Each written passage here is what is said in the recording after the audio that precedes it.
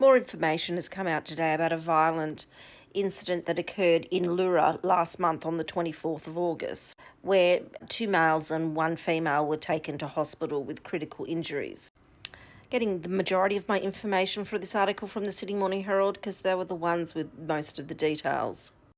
On the Sunday morning of the 24th of August, John Freeman woke to find his two adult sons, both men in their 40s, and police sources told the Herald that both of them were born with profound intellectual disabilities.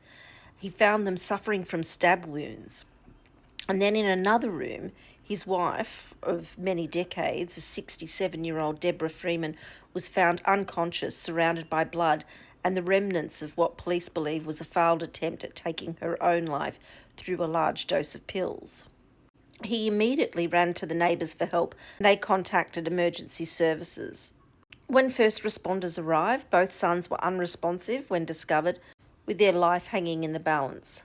One of the men was airlifted to Westmead Hospital and the other was taken there soon after in an ambulance. Meanwhile, Deborah Freeman received treatment at Blue Mountains Hospital under police guard.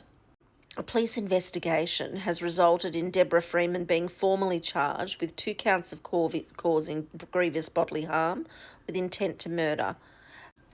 The matter was briefly mentioned at a bedside hearing in Penrith local court where Deborah did not appear.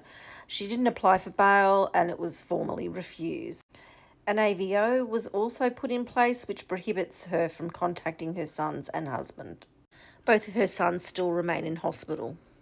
Neighbours and acquaintances of the Freemans described a family that had long faced the exhausting realities of caring for 2 profoundly disabled adult children.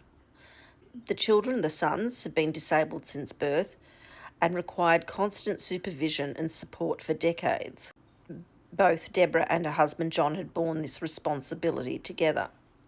It'll be interesting to see what support services are put in place, or even in fact if the boys go home to be cared for by their father alone. Deborah will appear in court in the upcoming month. What'll be interesting if it does go to trial, whether we're going to hear about the pressures of caregiving, the emotional, physical and financial side of it, particularly long term when the main caregiver is ageing themselves. And before you come at me, I don't think I'm preempting anything there, but this will be a case to watch. I just think this case is very sad.